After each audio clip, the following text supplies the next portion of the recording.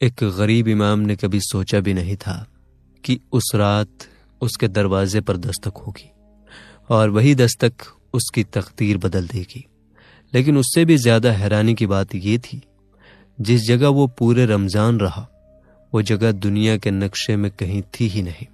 تو پھر سوال یہ ہے، وہ بستی تھی کہاں اور وہاں رہنے والے لوگ آخر تھے کون؟ شہر سے تھوڑا دور ایک پرانی اور ٹوٹی ہوئی بستی تھی۔ اس بستی کے کنارے ایک چھوٹی سی مسجد کھڑی تھی۔ مسجد کی دیواروں سے پلستر جھڑ رہا تھا، چھت جگہ جگہ سے ٹوٹی ہوئی تھی اور آنگن میں ہمیشہ سناٹا رہتا تھا۔ یہی مسجد ایک نیک انسان مولانا ہاشم کا ٹھکانہ تھی۔ مولانا ہاشم بہت نیک، صبر والے اور اللہ والے انسان تھے۔ جب وہ قرآن پڑھتے تو ان کی آواز سن کر لوگوں کے دل پگھل جاتے، لیکن دنیاوی مال و دولت سے ان کا گھر بالکل خالی تھا۔ گھر میں ان کی ایک صبر والی بیوی اور 3 جوان بیٹیاں تھیں۔ غربت نے اس گھر کو ایسے گھیر رکھا تھا جیسے پرچھائی انسان کا پیچھا کرتی ہے۔ مہینے گزر جاتے مگر اس گھر کے چولہے سے گوشت یا کسی اچھے کھانے کی خوشبو نہیں اٹھتی تھی۔ پھر ایک دن رمضان کا مقدس مہینہ آ گیا۔ رمضان کی پہلی تاریخ تھی۔ دوپہر ڈھل چکی تھی، سورج دھیرے دھیرے نیچے جا رہا تھا اور گھر کے اندر ایک عجیب سی خاموشی تھی۔ افطار کا وقت قریب تھا، لیکن دسترخوان پر صرف ایک مٹکا پانی کا اور کچھ سوکھی روٹیاں تھیں، بس اتنا ہے۔ مولانا ہاشم مسجد سے نماز پڑھا کر گھر لوٹے۔ گھر میں داخل ہوئے تو انہوں نے دیکھا ان کی بڑی بیٹی چولہے کے پاس بیٹھی ہے۔ چولہے پر ایک خالی پتیلی رکھی تھی اور اس کی آنکھوں سے آنسو ٹپک رہے تھے۔ مولانا کا دل بھر آیا۔ انہوں نے دھیرے سے بیٹی کے سر پر ہاتھ رکھا اور نرم آواز میں بولے، بیٹی صبر کا دامن مت چھوڑو، رزق دینے والا اللہ ہے، وہی پرندوں کو کھلاتا ہے، وہی ہمیں بھی کبھی تنہا نہیں چھوڑے گا۔ بیٹی نے آنسو پوچھ لیے، لیکن سچ یہ تھا مولانا کا اپنا دل بھی ٹوٹ رہا تھا۔ تھوڑی دیر بعد مغرب کا وقت ہو گیا۔ سب لوگ دسترخوان کے پاس بیٹھ گئے۔ نہ کھجور، نہ پھل، نہ کوئی پکوان، صرف پانی اور سوکھی روٹیاں۔ مولانا نے پانی کا ایک گھونٹ لیا اور روزہ کھول لیا۔ سب نے اللہ کا شکر ادا کیا۔ اس چھوٹے سے گھر میں پھر بھی سکون تھا، کیونکہ وہاں صبر تھا۔ ابھی عشاء کی اذان میں کچھ وقت باقی تھا کہ اچانک گھر کے پرانے لکڑی کے دروازے پر زور سے دستک ہوئی۔ مولانا ہاشم چونک گئے۔ اس وقت کون ہو سکتا ہے؟ انہوں نے اٹھ کر دروازہ کھولا اور جیسے ہی دروازہ کھولا مولانا ٹھٹک گئے۔ دروازے کے سامنے ایک لمبا روشن چہرے والا آدمی کھڑا تھا۔ اس نے بالکل سفید کپڑے پہن رکھے تھے، چہرے پر عجیب سا نور تھا اور آنکھیں کچھ زیادہ ہی چمک رہی تھیں۔ اس نے ادب سے کہا، السلام علیکم مولانا صاحب۔ مولانا نے جواب دیا، وعلیکم السلام۔ بھائی آپ کون ہیں؟ اجنبی نے دھیرے سے کہا، میرا نام سلیم بن قاسم ہے، میں دور کے ایک گاؤں سے آیا ہوں۔ ہمارے گاؤں کے لوگ چاہتے ہیں کہ اس سال کی تراویح اور باقی رمضان کی نمازیں آپ ہمیں پڑھائیں۔ مولانا حیران رہ گئے۔ انہوں نے کہا، بھائی میں کیسے جا سکتا ہوں؟ گھر میں میرے بچے ہیں اور ان کا حال آپ دیکھ ہی رہے ہیں۔ اجنبی ہلکے سے مسکرایا، پھر اس نے اپنے ہاتھ سے ایک مخملی تھیلی آگے بڑھائی۔ مولانا صاحب، یہ چھوٹا سا تحفہ ہے، آپ کے گھر والوں کی ضرورتیں پوری ہو جائیں گی، اور اگر آپ ہمارے ساتھ چلیں تو ہم آپ کو ایسا انعام دیں گے جس کا آپ نے کبھی خواب بھی نہیں دیکھا ہوگا۔ مولانا نے تھیلی کھولی اور جیسے ہی اندر دیکھا ان کی آنکھیں پھیل گئیں۔ تھیلی کے اندر سونے کے پرانے سکے اور چمکتی ہوئی اشرفیاں بھری تھیں۔ اتنی دولت کی کئی پیڑھیوں کی غریبی ختم ہو سکتی تھی۔ مولانا کی آنکھوں سے آنسو نکل آئے۔ انہوں نے آسمان کی طرف دیکھا اور کہا، اے اللہ تیرا لاکھ لاکھ شکر ہے۔ انہوں نے وہ رقم اپنی بیوی کو دی، ضروری سامان لیا اور اس رہسیمئے مسافر کے ساتھ روانہ ہو گئے۔ لیکن انہیں بالکل پتہ نہیں تھا کہ وہ جس جگہ جا رہے ہیں وہ دنیا کی سب سے عجیب بستی ہونے والی ہے۔ مولانا ہاشم اس اجنبی کے ساتھ بستی سے باہر نکل آئے۔ رات گہری ہو چکی تھی، چاروں طرف سناٹا تھا، بس ہوا کی ہلکی آواز سنائی دے رہی تھی۔ تھوڑا آگے بڑھے تو مولانا ٹھٹک گئے۔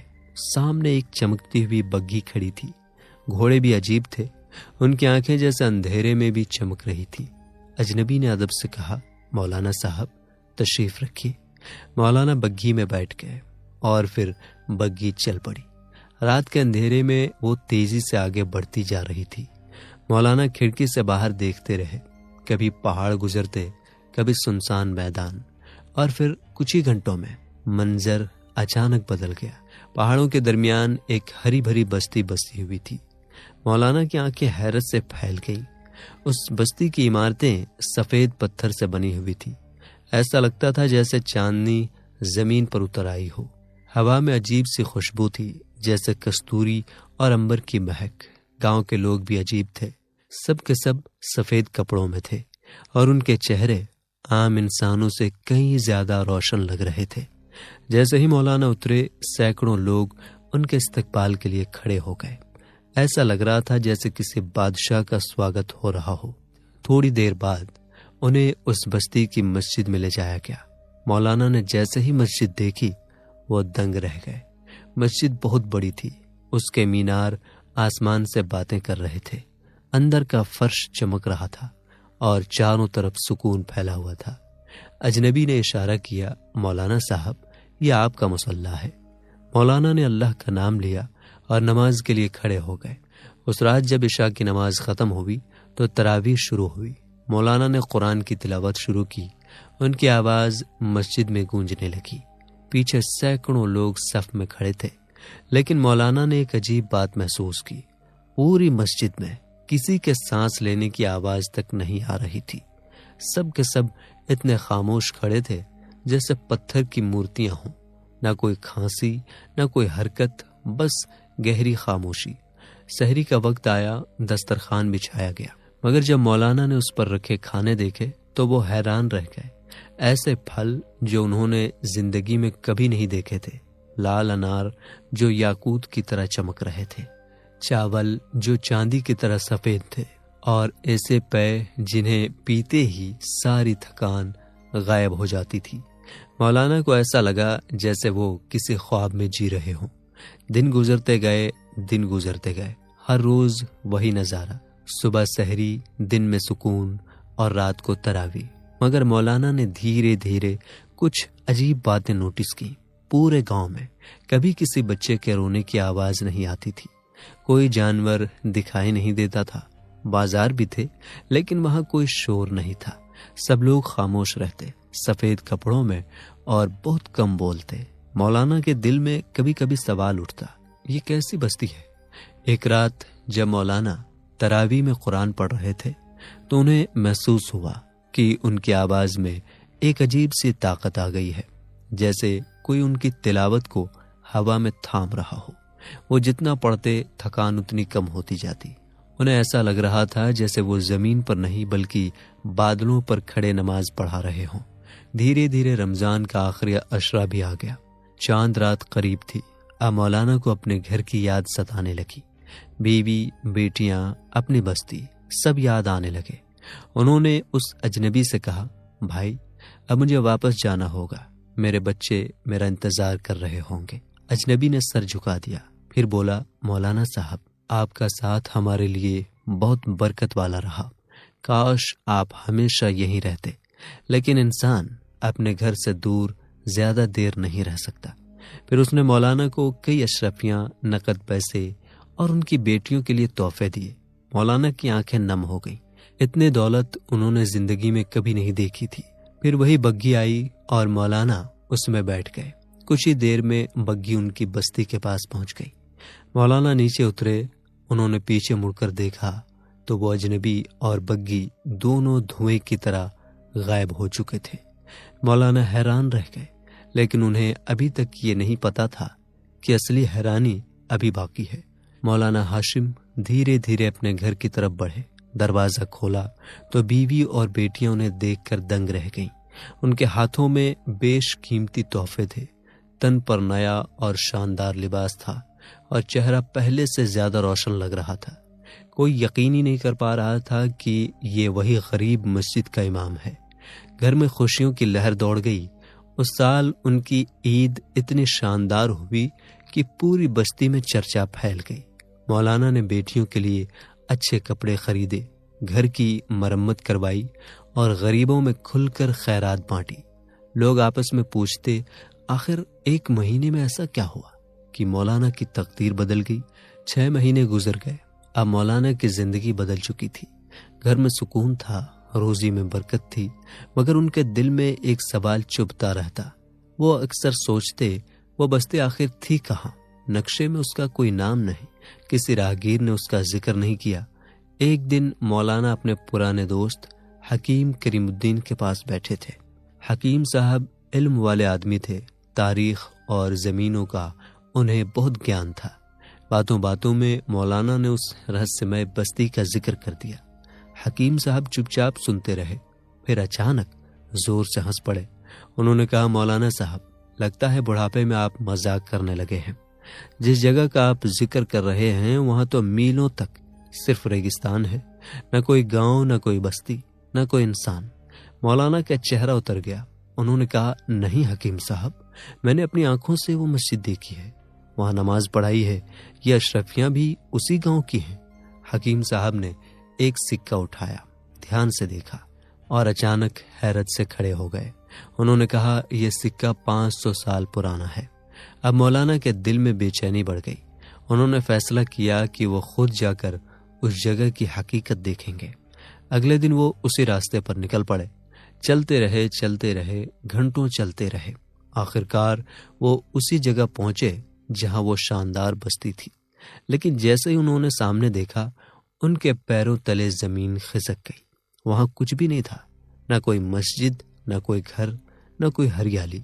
جہاں کبھی سنگ مرمر کی عمارتیں تھیں وہاں اب صرف جھاڑیاں تھیں، ٹوٹی ہوئی پرانی قبریں اور ویران میدان۔ جہاں کبھی دسترخوان سجا تھا وہاں اب صرف دھول اڑ رہی تھی۔ مولانا گھٹنوں کے بل بیٹھ گئے اور روتے ہوئے بولے، اے اللہ، یہ کیا راز ہے؟ کیا میں کسی دھوکے میں تھا؟ کئی دن تک مولانا بے چین رہے، نہ ٹھیک سے کھانا، نہ نیند۔ ایک شام جب سورج ڈھل رہا تھا، دروازے پر پھر وہی دستک ہوئی۔ مولانا کا دل زور سے دھڑکنے لگا۔ انہوں نے دروازہ کھولا اور سامنے وہی آدمی کھڑا تھا، وہی لمبا قد، وہی روشن چہرہ۔ مولانا گھبرا گئے۔ انہوں نے پوچھا، تم کون ہو؟ میں وہاں گیا تھا، وہاں تو کچھ بھی نہیں ہے۔ وہ آدمی ہلکے سے مسکرایا اور بولا، مولانا صاحب، ڈریے مت، میں وہی ہوں جس کے ساتھ آپ نے پورا رمضان گزارا۔ پھر اس نے دھیرے سے کہا، مولانا صاحب، ہم انسان نہیں ہیں، ہم جنات کے اس قبیلے سے ہیں جو صدیوں سے اس وادی میں رہتا ہے۔ مولانا سن رہ گئے۔ وہ آدمی بولا، ہم مسلمان جن ہیں اور اللہ کی عبادت کرتے ہیں۔ ہم کئی سالوں سے ایسے انسان کی تلاش میں تھے جو ہمیں قرآن سنائے۔ جب ہم نے آپ کی غربت، آپ کا صبر اور آپ کا ایمان دیکھا تو ہم نے فیصلہ کیا کہ آپ کو اپنے پاس بلائیں۔ اس نے کہا، جو بستی آپ نے دیکھی وہ ہماری بستی تھی، انسانوں کی آنکھوں سے وہ چھپی رہتی ہے، لیکن آپ دیکھ پا رہے تھے۔ پھر وہ بولا، آپ نے ہمیں قرآن سنایا اور ہم نے آپ کو تحفے دیے۔ یہ کوئی سودا نہیں تھا، یہ محبت تھی۔ اس نے جاتے جاتے کہا، مولانا صاحب، اب ہر سال رمضان میں ہم آپ کو لینے آئیں گے۔ اور سچ میں ایسا ہی ہوا۔ وقت گزرتا گیا، مولانا کی غریبی ختم ہو گئی۔ انہوں نے کاروبار شروع کیا اور ان کے کاروبار میں ایسی برکت ہوئی کہ وہ شہر کے سب سے مالدار لوگوں میں گنے جانے لگے۔ بیٹیوں کی شادیاں اچھے گھروں میں ہو گئیں، مگر ہر سال جب رمضان کا چاند نظر آتا، مولانا چپ چاپ اپنی بستی سے غائب ہو جاتے۔ لوگ سمجھتے وہ اعتکاف میں ہے، لیکن اصل راز صرف مولانا اور ان کا رب جانتے تھے۔ وہ اس اندھے کی بستی میں جاتے، جنوں کو قرآن سناتے اور وہاں سے دل کا سکون لے کر لوٹتے۔